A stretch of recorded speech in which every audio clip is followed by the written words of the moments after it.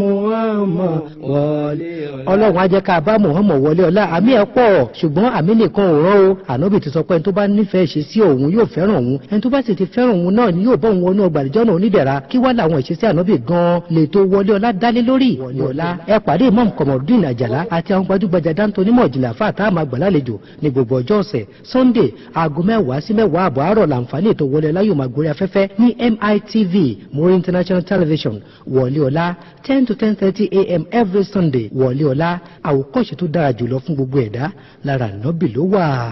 Wọlé ọlá àwa yóò bá Muhammad wọlé ọlá. Ọlọ́run á jẹ́ ká bá Muhammad wọlé ọlá. Àmì ẹ̀ pọ̀ ṣùgbọ́n àmì nìkan ò rán o. Ànábì ti sọ pé ẹni tó bá nífẹ̀ẹ́ ṣe sí òun yóò fẹ́ràn òun, ẹni tó bá sì ti fẹ́ràn òun náà ni yóò bọ́ òun wọnú ọgbà àlùjánnà onídẹ̀ra. Kí wá làwọn ìṣesí Ànábì gan-an lè tó wọlé ọlá dálé lórí. Wọlé ọlá ẹ pàdé Imam Kamaldeen Àjàlá àti àwọn gbajúgbajà dáńtó onímọ̀ ìjìnlẹ̀ àfáà tá a máa gbà lálejò ní gbogbo ọjọ́ ọ̀sẹ̀. Sunday aago 10 sí 10 àbọ̀ àárọ̀ làǹfààní ètò wọlé ọlá yóò máa gorí afẹ́fẹ́ ní MITV Muri International Television. Wọlé ọlá 10 to 10:30 a.m. every Sunday. Wọlé ọlá àwòkọ́ṣe tó dára jùlọ fún gbogbo ẹ̀dá lára Ànábì ló wà.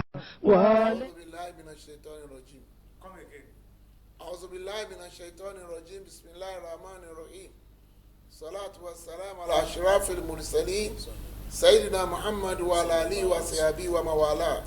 Ya ayyuhalladhina amanu taqullaha haqqa tuqatihi wa la tamutunna illa wa antum muslimun. Ya ayyuhan nasu taqu rabbakum alladhi khalaqakum min nafsin wahida wa khalaqa minha zawjaha wa batha minhuma rijalan kathiran wa nisaa. Wattaqullaha alladhi tasaaluna bihi wal arham inna Allaha kana alaykum raqib. Ya ayyuhalladhina amanu taqullaha wa qulu qawlan sadida yuslih lakum a'malakum wa yaghfir lakum dhunubakum wa man yuti'i Allaha wa rasulahu faqad faza fawzan adhim. Adúpẹ́ fún sáàtì ramani. Lónìí ká wáyé taráyé wá tàbá wáyé tá ò wúlò. Ta ni ó po Olúwa lẹ́jọ́? Tàbá wáyé tá ń mutí. Ta ni ó po Olúwa lẹ́jọ́? Tàbá wáyé tá ń mugbó. Ta ni ó po Olúwa lẹ́jọ́? Tàbá wáyé tá ń ṣẹbọ. Ta ni ó po Olúwa lẹ́jọ́? Adúpẹ́ fún sáàtì ramani. Lónìí ká wáyé taráyé wá tàbá wáyé tá ò lẹ́sìn. Ta ni ó po Olúwa lẹ́jọ́? Ọlọ́run káwọn àáfàá wa o. Àwọn tó kọ́ wa ní mímọ̀ tó kún kẹ́kẹ́. Ọlọ́run káwọn àáfàá wa.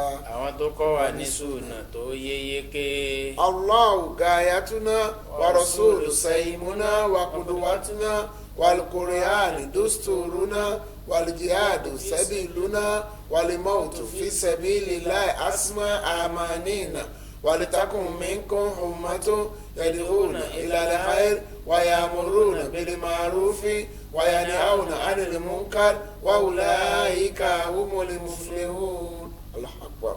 Adúpẹ́ nítorí pé kí agbèrò la fẹ́ ṣe nǹkan kásìrí nǹkan náà ṣe ìpínlẹ̀ wọlọ́ba nítorí pé wà má tasha'una illa an yasha Allah rabbul alamin. ọlọ́ba lẹ́yìn fẹ́ nǹkan kan àyàfi tí mo bàbá fẹ́ tó adúgbò fún bótíníkà tó ń wá lénìí láti wá sọ̀rọ̀ ẹ̀sìn láti wá tara wá jí láti wá ràn wá létí ohun tá a wáyé wá ṣe kí lè wáyé wá ṣe àwọn àsìn lọ́ọ̀ ni ayé kìí ṣe pápá ṣeré àti sọ láì mọ iye gbà. Before Almighty Allah for his benevolence, his mercy, his compassion on us. He made us a Muslim and he got us to the right path. May the blessing, mercy, unlimited to all Prophet Muhammad sallallahu alaihi wasallam, his household, his wife and his children. Ọlọ́run bá wa lékún ìkẹ́ fàdúgbò Muhammad aṣíwájú wa níjọ̀gbẹ́dà kìámà. Ọlọ́run bá ṣèkẹ́ṣèkẹ́ fún bàbá Fatima. Ọlọ́run má yọ mílẹ̀ láì kẹ́rọ̀ bí Ọlọ́run. Má yọ mílẹ̀ láì kẹ́rọ̀ bí Ọlọ́run. Tó bá ti kẹ́ Muhammad ṣe bẹ́ẹ̀ mi ní kẹ́kàn. Má yọ mílẹ̀ láì kẹ́rọ̀ bí Ọlọ́run. Tí o bá sọ́la Ọlọ́run àti sábàbí Muhammad ṣòkòtò pépé làbá wọ ọmọ eléegun làbá jẹ. Tí o bá sọ́la Ọlọ́run àti sábàbí Muhammad ṣòkòtò pépé làbá wọ ọmọ onígbó làbá jẹ ọmọ onígbàdá làbá jẹ ọmọ ọlọ́ọ̀tí làbá jẹ. Tí o bá sọ́la Ọlọ́run àti sábàbí Muhammad ṣòkòtò pépé làbá wọ ọmọ onígbà náà là bá jẹ́ ọlọ́ba lẹ́kùn ìkẹfà nàbí wa Muhammad ó kọ́ wa ní gbogbo nǹkan. He taught us everything. He left no stone unturned. Marriage, housewarming, burial, inheritance, business transaction, name it. Salam taught us every damn thing. It's not less for you and me to follow his way. Nínú ọ̀rọ̀ kan Ànábì ní gbogbo ọmọ lẹ́yìn mi ló máa wà àlùjánnà àfẹ́ tó bá kọ̀. Wọ́n sọ abẹ́ níbẹ̀ jẹ́ àlùjánnà yìí. Ta ló máa kọ́ láti wà àlùjánnà? Ànábì ní ẹni tó bá ní ṣe sí èmi Muhammad kò tẹ́ Ọlọ́run sallallahu alaihi wasallam. He said, all my followers will enter paradise unless the one that refuse. They ask him, who would go to be such person? He said, who does not love my practice will not enter Al-Jannah. Alhaj Ibrahim Olasunkami Kasumo, Alhaja Soliya Temitopo Kasumo, Malu Petroleum, KD Idris, KD Plaza, gbogbo ẹ̀ náà ni wàràfà náà mọ̀kànà àníyàn láti 1998 látijọ́ wà ọlọ́ọ̀gbọ́ àjọṣe wa náà dẹ̀ bàjẹ́ kó dẹ̀ ní bàjẹ́ tá a máa ń kí á mọ̀ ẹ jèrè ọmọ yìí dípẹ́ náà ń dá sí ọlọ́run bá bàbá tó ti kú Alhaja Fatai Kasumu ọlọ́ba foríjì wọn bàbá foríjì wọn lọ́dọ̀ Alhaja náà bàbá tó náà ti ṣaláìsí wọ́n tó bá foríjì wọn. lẹ́ni à á tẹ̀síwájú lórí máa gbaníyànjú dáadáa àti máa kọ̀ wá bàjẹ́. After thanking our sponsors Alhaji Ibrahim Olasunkami Kasumu and Soliya Temitope Kasumu of Malu Petroleum, we are going to treat the topic we treated last week, that is enjoying goodness and forbid evil. Amaka tó lọ lọ́wọ́ báyìí mo ti ń sọ̀rọ̀ àwọn Usefa Islamic Foundation 41 pipeline Sele bus stop Alágbélé Àkútè lẹ́ẹ̀kan sí Usefa Islamic Foundation 41 pipeline Sele bus stop Alágbélé Àkútè wọ́n ní question and answer lẹ́ni gbogbo àwọn àfáàgbà tọ́jà àfáà súnà ẹ̀ máa gbọ́rúkọ wa gbẹ́sàn nana ti fẹ́ bẹ̀rẹ̀ o Dr. Siraj Bilal Al-Asra, Professor Ahmed Agbari Gidoma, Dr. Abdulrahman Kakuri, Dr. Sikilai Olohun, Dr. Abdulmumin Malam Abdulmumin Orisina, Alhaji Sheikh Abdulwahab Ajia àtàwọn afáà mi náà wọ́n dá dárúkọ yà fẹ́ẹ̀sì ni wọ́n tẹ́ bá wà ní gbogbo agbègbè Agége Ìpàjá Gàngàn àti Èkó náà ẹ lọ sí number 141 pipe lane ní Sele bus stop Alágbélé Àkútè ká lọ jẹ àǹfààní. Lénìí kí la fẹ́ sọ lórí máa pẹ̀ sójú ọ̀nà dáadáa àti máa kọ̀ àbàjẹ́ ó ní pé a gbọ́dọ̀ sọ̀rọ̀ wọ́n ní gbogbo sọ̀rọ̀sọ̀rọ̀ kó ṣọ́ra fún sọ̀rọ̀sọ̀rọ̀. You can never see a single hadith US Salam abuse anybody. Bí ànábì máa búyàn mo máa ṣépè fún yàn. Àmọ́ tó bá di pé ọ̀rọ̀ ẹ̀sìn ànábẹ̀rẹ̀ báyìí kọ́ lọ́kọ́ bá ṣe fún lágbájá. Ó dà nígbà tí àbúrò àbúrò pé tábà alákàyà mọ̀ọ́mọ̀ ọlọ́mọ ló fún lẹ́sìn. Gbàtẹ́ nìkan pé yóò lẹ́yìn náà sílẹ̀ ilé ìfikirọ̀ ìnákàlà mọ̀jìnnú ọlọ́mọ ló fún lẹ́sìn. When Abu Lahab, he was a curse to the prophet. When he called for curse on the prophet, it was Allah that responded.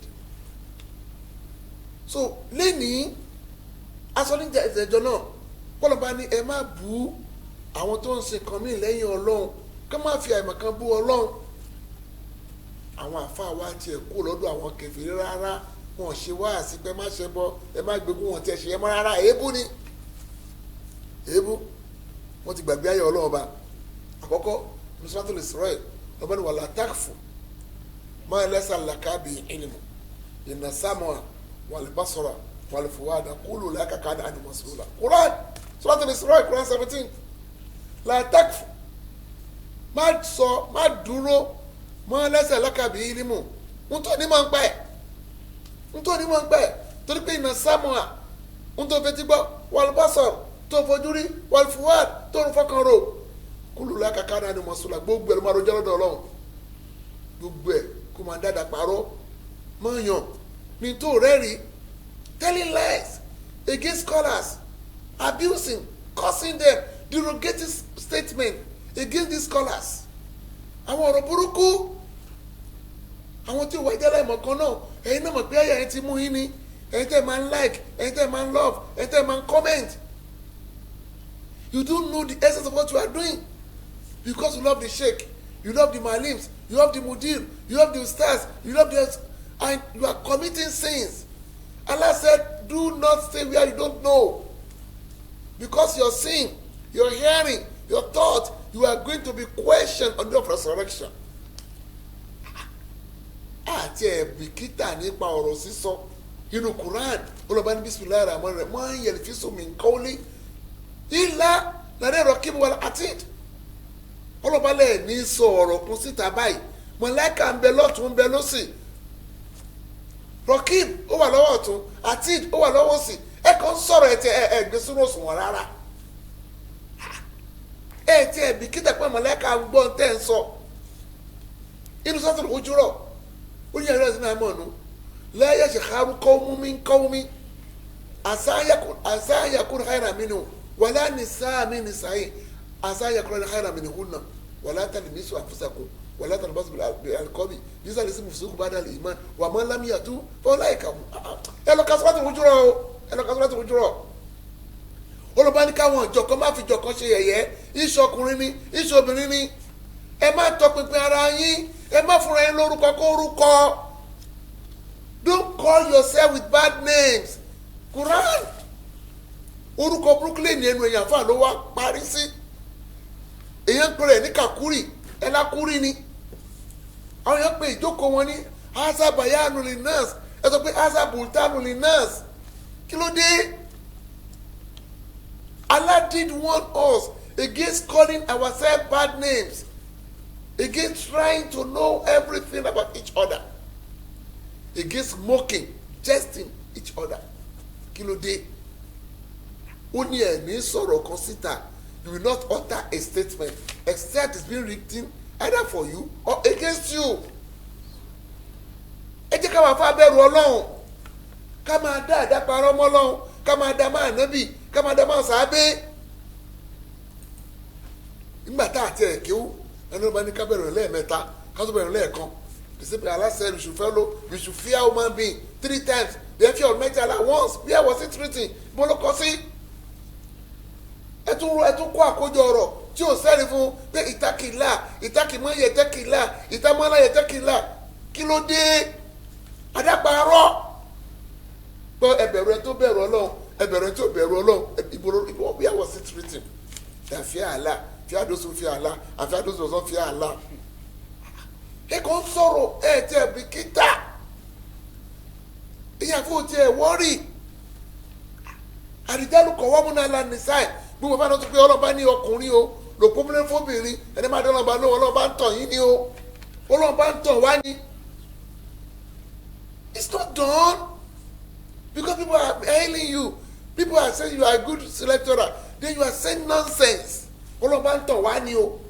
Lẹ́nu àfáà.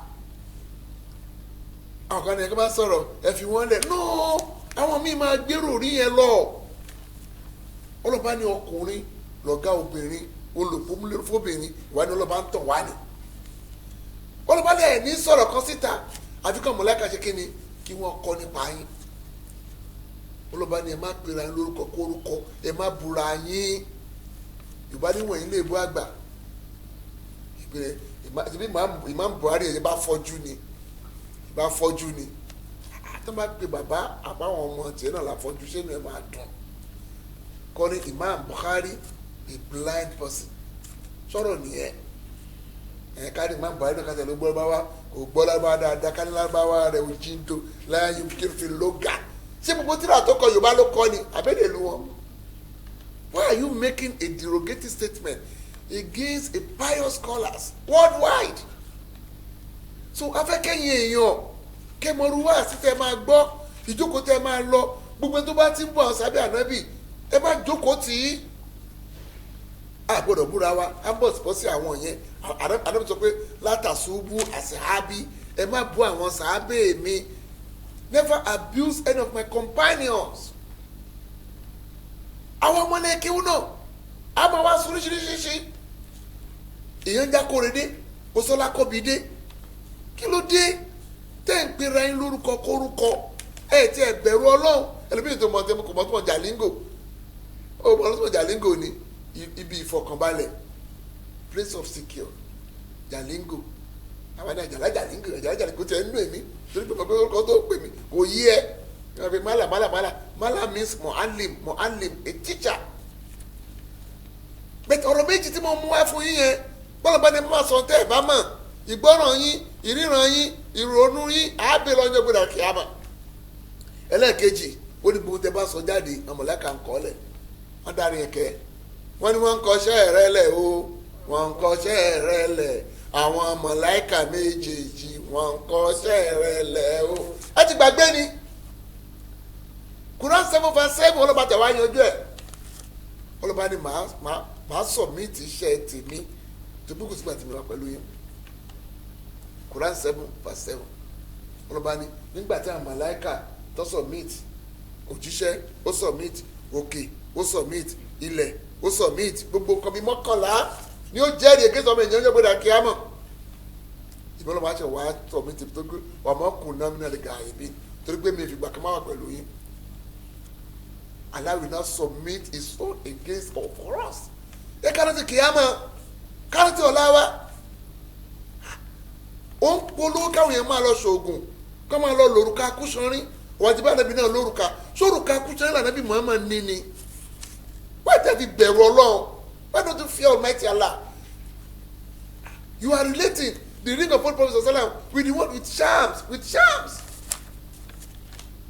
ẹ ṣoògùn ànábì náà ní gbére ọdẹ ẹ má ti gbére ọdẹ ni ẹ má ṣe Sunday Igboho wọn ti Sunday Igboho wọ̀ lọ sí gàngán àgbéló lọ́jọ́ ẹ̀ wọn náà ń pè gbére ọdẹ ẹ bẹ̀rù Ọlọ́run o ẹ bẹ̀rù Ọlọ́run ọkọ dẹ hẹ nìyí this is the problem we have you don't even censor your message your statement I want people to be silent when you are being pour virus into the society so àkọ́gbọ́dọ̀ gbé antivirus dìde náà wọn lọ bá ní ẹ má máa sọ ohun tẹ́ ẹ bá mọ̀ ẹ ní sọ̀rọ̀ kan jáde báyìí àbíkọ́ mọ̀lẹ́ka ṣe kí ni kọ́kọ́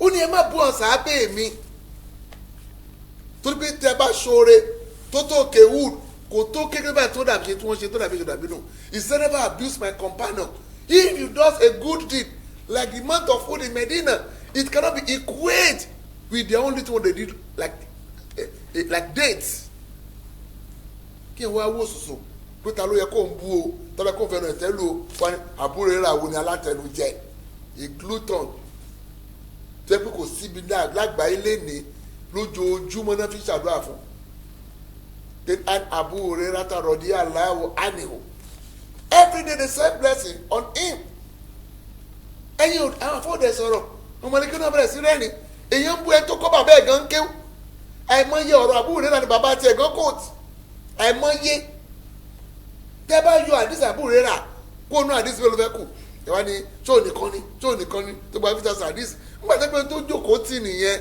olóko ńlọkọ olódò olódò kò lọ ohun tí kò mọ ẹni tí ànábì ń ṣe nínú yàrá ẹ̀ Aisha ló dẹ́ rìkọ́dù yẹn that's the only thing that he does not know and he said that Aisha he knows that Aisha náà lẹ́yìn ẹ̀ ń ṣí àìlẹ̀ ń ṣépè fún lẹ́ ń bú the pipe of the prophet àwọn sábẹ́ ànábì ní gbogbo wọn tó bá ń jagun Badru ọlọ́ba ń sọ fún pé ọmọ àjọ́nà ní gbogbo wọn Muawiya wà bẹ́ẹ̀ náà ẹ wá ń pẹ̀lú Muawiya ní mọ̀nàfíkì you are calling me an hypocrite the companion of the prophet àwọn ẹni kan máa sọ̀rọ̀ sí i ní dárúkọ yín ni náà bẹ́ẹ̀ tẹ́ bá ti mọ̀ pé tá a fa ẹ̀ sọ jẹ́ kó mọ̀ pé kò dáa kì í bọ̀ sábẹ́ ànábì wa Muhammad àbú wọn nígbà tí wàhálà ṣẹlẹ̀ tó ń bára wọn jà wọ́n yan Abu Musa al-Ash'ari Amiru al-Asi kan yanjú ẹ̀ kọ́mítì wọ́n dẹ̀ dé meeting wọ́n sọ meeting tí wọ́n ní ẹ tí wọ́n gbé Abu Musa al-Ash'ari dẹ̀dẹ̀wúrẹ́ imbecile a companion of the prophet you are not promoting Islam you are promoting what I can call it you are trying to cause riot war fighting among the Muslims because many of the Muslims will not keep silent when you are derogating and abusing the companion prophet the prophet companion Abu Hurairah kò ṣe ní èébú Muawiya kì í ṣe ní èébú Abu Musa al-Ash'ari kò ṣe ní èébú ẹ̀yin náà lẹ́ pé Ibn Taymiyyah ní radical pé irú àwọn Gani Fáyẹ̀mí yẹn ni tí wọ́n kọ́kọ́gún jà lò kí fámìlì Gani Fáyẹ̀mí agbẹ́rin náà inú wa dùn sẹ́ fi Gani Fáyẹ̀mí rádíkà tí bí tẹ̀mí àtúrẹ̀ náà fi fẹ́ yàwó rádíkà ni ẹ bẹ̀rù Ọlọ́run ẹ bẹ̀rù àti sun and to worsen the case ẹ máa wá kankan míì ẹ máa yí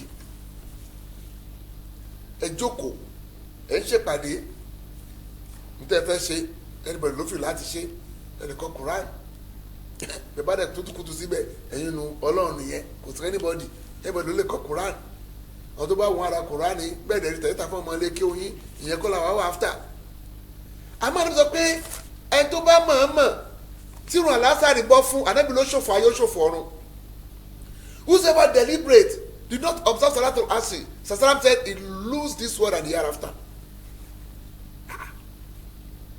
kẹ́lẹ̀ bá a mọ pàtàkì ẹ̀ ọlọ́ba ní àfisù aláṣàlàwàtì wàṣàlàwàtì wùsùtọ̀ wà kó wọlé láìkọ̀ ní ti ọlọ́ba ní ẹ̀ṣọ́ gbogbo àsìkò oorun yín pàtàkì irun àárín àkànní ṣubú ìnìkan lásìrì náà tó wá ní asiri ni wọ́n mú ọ̀rọ̀ ànábì wa Muhammad wà nígbà tó ń jẹ bottle of trench ànábì ní ibi tá a ti ń jagun tá a ń gbẹ́ kòtò àwọn kèfèrí ò jẹ́ kí n rántí kírun sọ̀látù wùsùtọ̀ ànábì dárúkọ sọ̀látù wùsùtọ̀ irun tí ò kí ń jọ irun alásìrì ni kẹ́kọ̀ọ́ pé inú ànábì Muhammad tó dọ̀rúurì wo ni òní jẹ́ kẹ́ kírun kí lè sọ mbẹ́ báwo fà ti panu pọ̀ kí ló jẹ́ ká kírun àwa ará àfa kan tó wá jáde ó dẹ̀ mú ọ̀rọ̀ ọlọ́rọ̀ láàrin sọ́lá nàbí sọ́lá lọ́sọ́lá fi Madina sábà ó tún tó sọ pé ànábì kírun méje ní Medina sọ́lá nàbí sọ́lá lọ́sọ́lá fi Medina lábà ó wá fi tu ẹ̀ sí pé sábùn àyẹn ìyẹn gbókè ànábì kí alásàrì mẹ́rin mọ́gìrìbù mẹ́ta he now bring his own interpretation that the 7 raka means 4 raka for asri 3 raka for mọ́gìrìbù wà láàkì irọ́ ló lẹ̀ pa ó lóun kà láti fíkì ìsúná àwa lọ fíkì ìsúná n tí yẹn kọ́kọ́ fi ṣe introduction ni pé àwọn ọ̀run wo la lè so pọ̀ he said what are the salat that you can join together a ní jamu takidim a ní jamu takhiri ìhun tá a ti pé ká ní asri àti mọ́gìrìbù àmì asri àti suri la fẹ́ kí a jẹ́ kí a kí suri bàbá ti kí tán a kí asri a jẹ́ kásìkò ìbọ́ sáárín bákan fẹ́ kí tàkìrì ni a jẹ́ kí asri ti súnmọ́ a jẹ́ wá kí suri méjì làwọn afá gbàgbọ́ wọ́n ní la khilafa bayna al-ulama àwọn àfa òògùn yapa pé a lè kí suri àti asri pọ̀ a lè kí mọ́gìrìbù àti ṣáì pọ̀ mo wá sọ pé asiri àti mọ́gìrìbù ni ó dẹ̀ ti gbàgbé bóyá ó dẹ̀ mọ́ ni o anábìrin mọ̀ kásábà aláyà mọ́tà àmìdá fàlíyà tàbá wà ọmọ kánò fi náà mo ò gbádùn sí yẹn rí mọ̀ kásábà aláyà mọ́tà àmìdá fàlíyà tàbá wà ọmọ kánò fi náà anábìrin ẹnikẹ́ni tó bá dá àdápa ọ̀rọ̀ mọ́ mi pé mo kí asiri àti mọ́gìrìbù papọ̀ anábìrin kó wá àgàjòkó ẹ̀ nínú náà kó wá àgàjòkó ẹ̀ nínú náà you can imagine. You are so bold. You are so bold to tell her against Allah, to tell her against the prophet. Ṣé tẹ̀ tí promo lọ́n tẹ̀ promo nàbí ilẹ̀ ní promo sàbí ànábì wa Muhammad. Dùkọ̀ yẹn bá hó. Bí àmàmà àti sọ̀rọ̀tù mọ́gìrìbù ni àmàmà. Torí pé tá a ṣe iná ọ̀rọ̀ yẹn ni. Kí ni ẹ̀ ń ṣe? Ẹ̀ ń ṣe wá sí níbi òkú tí ò sẹ́rí fún. Atọ́lá ìmọ̀ye ìgbà fìdáwù. Ẹ lọ wo dictionary nígbà tí fìdáwù bẹ́ẹ̀lì accuse náà máa ń bẹ̀rù wọn kí bẹ́ẹ̀lì mùsùlùmí lẹ́tọ̀ọ́ sàdúà ó lẹ́tọ̀ọ́ sàdúà àmọ́gẹ́ ìjọ mẹ́ta 3 days fìdáwù 7 days fìdáwù 4 days fìdáwù ẹ̀yin lẹ́ kó jọ bẹ́ẹ̀ fẹ́ gbọ́ you cannot find it anywhere in the book of religion kódà tún gbọ́ mi ìléni lọ ka gbogbo tírà tó bá kọ nípa òkú kìtàbù jànáyìsì ni o kí ni kọ̀ọ̀kan lọ́ka àmọ́ nílẹ̀ Yorùbá mẹ́ta ni kúrò aláwọ̀ mẹ́ta iná àsánáwó àtàyàtò àtàkùrìsì ìwọ̀n pé kò sínú àdìsán ni wọ́n tún bẹ̀rẹ̀ o tó bàbá wa ti kà tipẹ́tipẹ́ àwọn bàbá wa lè máa ti kà tipẹ́tipẹ́ kò sí dẹ̀líìlì fún un anábì kọ́ wa ládùúà òkú alámàfúlẹ̀ àyínà wà màyìtínà wà ṣàyídínà wà gàyìbínà wà zakarina wà hùnfàànà aláhùmà máhàyà ìtàwù fàáyà yàrá islam wà máa ń tàfẹ́tà mínà fàtàfà alálìmọ́ ní yàrá balẹ̀ alámì. anábì tún tẹ̀síwájú aláhùmà báyìí wà bẹ́ẹ̀ ni àtọ́ ayáyà kàmá bẹ́ẹ̀ ni mọ́ṣíkò àlùmọ̀gìrìbì alámọ̀nà kí mi nà tọ́ yáyà kọrin náà kọ̀ọ̀bù sábà bóyá domi náà dáná sí àdúrà wà tánàbí kọ́ wà bí ẹ bá ti wàá gùn jù ó ní alámọ̀ ìfìláwù wà rẹ̀ hàmù gbàgbọ́bìnrin ni alámọ̀ ìfìlá wà rẹ̀ hàmù à. ìkànnì àwọn ọ̀jọ̀gbọ́n ó ní if you want to keep people in a perpetual slavery don't give them education. mo tẹ́ ẹ fẹ́ gangan nìyẹn ẹ wá fẹ́ sọ àwọn onísùnà ẹ fẹ́ sọ ní alákatakítì ìjọ tí Boko Haram tó kọ́ bẹ̀rẹ̀ láti fẹ́ síta kó lórí ètò yìí kódà àdìsàn mú wá pé Barabun Malik ó kọ̀ mí suicide rárá o a mú ìtàn yẹn wá that Barabun Malik was about to open the door when he was caught and killed he does not commit suicide. àwọn ti Somalia ni o Shabab Islamiyah ni o Boko Haram ni o ISIS ni o SIS ni o they were not Sunni. ìyẹn ló fà á tó yẹ pé àwọn pé wọ́n ní bifami Salafi Solihin gbogbo agbẹ́lẹ̀ pé súnà onísúnà irú súnà òṣòjọ́ ti súnà àwọn ẹni àkọ́kọ́ lára àwọn kan tó dá wà lálẹ́ ilẹ̀ Yorùbá ara ẹni Mọ̀lúdì Nàbí ọ̀kan ṣe lẹ́nìí Mọ̀lúdì Nàbí àdẹ̀wò ìtàn àdìgbé Cairo náà ti dá ọjọ́ ìbílẹ̀ wọ́n tó lè kọ́kọ́ gbé kalẹ̀ àwọn Ṣíà ni wọ́n ṣe ti Hasan wọ́n ṣe ti Hussein wọ́n ṣe ti Fatima wọ́n ṣe ti Imam tó ní wọ́n ṣe ti Sayyidina Ali wọ́n sọ́sọ́sọ́ ó di wàhálà kò lè tó yẹn ẹ máa ṣe é àmọ́ ìsọ̀kè mọ́ àdásàfí àmọ̀rínà àṣàmọ́lẹ́sà àbílẹ̀ fàwọ́ àrọ́dù àdìsọ́ yìí ni ìbíkó ni mọ́ àmìlà àmàlà lẹ́sàlẹ̀ àmúlò fàwọ́ àrọ́dù ẹ ṣe tí káwọn náà ṣe tiwa mo tá a fẹ́ ni pé èpè yìí ti pọ̀ jù èpè dẹ̀ máa ń padà sọ́dọ̀ elépè ẹ má bẹ èbú ẹ má ṣe pé ẹ mú ẹ̀rí yín wá kí ni kọ́yìn Mọ̀lúdì Nàbí ó yá ìjọ kan ànábì ṣe ẹ̀rọ àgbà ànábì ò ṣe Umaru ló ṣe fún ànábì ọ̀pọ̀ alága ọ̀pọ̀ onímọ̀díù ọ̀pọ̀ olórin náà sọ́kò ṣe rí nìyẹn àdúrà àbòkù àmọ́gbà tẹ́ pé tẹ́yìn afá bá ti lọ wọ́n á bẹ̀rẹ̀ pàtẹ́ yín náà lẹ́ fà á ẹ̀yin wọn ló kó ya jókòó wájú ẹ̀yìn wọn tọ́ fún bàbá yín wọ́n sọ bàbá yín mọ́lẹ̀ àdúrà la máa fi tú mo tó dára lára náà nìyẹn abẹ̀yìn arọ̀yìn ẹ fi èpè lẹ̀ ẹ fi ébú lẹ̀ kò sẹ́rìí kò sọ̀rọ̀ ẹ má gbàgbé àyàtà mú wa o látàkì fún wọn lẹ́sẹ̀ alákàbí yìí ni mu ẹ má dùn sórí tẹ́ mọ̀ iná sámúà mo tẹ́ fetí gbọ́ wàlẹ̀ bá sọ̀rọ̀ tẹ́ fojú rí wàdà tẹ́ fọkàn rò kò láyà kàkà náà ni mo sọ ẹrú jọlọ́ dọ̀ lọ́hùn ayé ẹlẹ́ẹ̀kejì ọlọ́ba ni mo yẹ̀rẹ̀ fi sómi nǹkan ó lé ẹ ní sọ̀rọ̀ kan síta o ilé àlẹ́ rọ́ọ̀kìbọ̀lì àti àmọ̀lẹ́kà ṣìkìnnì wọn kọ́ lẹ̀ o ẹ sọ̀rọ̀ ni ẹ ṣe wá sí fáwọn èèyàn ẹ má bẹ èbú ẹ má ṣe pé ẹ dẹ̀ má yí orúkọ olórúkọ ẹ má yí padà apẹ ní sàárè jayé lọ gbangba kìámọ wọn ní yàmọ kìámọ ìjọba kìámọ làmọl kò sówó wàlà wàlàdù kò sóbi o wàlà abù kò sí bàbá o wàlà ọmọ kò sí ìyá o kò sí nǹkan kan o oníkálukú ni ó dúró ní kìkìrísẹ rẹ láti rojọ́ ẹnìkankan ò ní la ẹnìkan ẹnìkankan ò ní la ẹnìkan iṣẹ́ oníkálukú ní ọ̀làǹjọ́ gbọdọ̀ kìámọ wáàsí ni ẹ ṣe ẹ má bẹ èbú wáàsí ni ẹ ṣe ẹ má ṣe pé wáàsí ni ẹ ṣe ẹ má yí orúkọ olùkọ ẹ má yí padà nítorí ènìkọ o nítorí ọ̀la ni o àwọn bàbá wa tí wọ́n ní program ètè ní Ọlásùnkànmí Ibrahim Kasumu àti sọ́dọ̀ àti ìbùdókọ̀ Kasumu àti gbogbo ẹ̀tẹ́ ràn wá lọ́wọ́ ìlànà mọ́mí inshallah awẹ́ ó ti ń súnmọ́ bí ó bá jẹ́ pre-30 àjẹ́ 40 ìjọba tó bá jẹ́ náà ní wọ́n ta pẹ̀lú subhana rabbika rabbil izzati amma yasifun wa salamun ala al-mursalin walhamdulillahi rabbil alamin.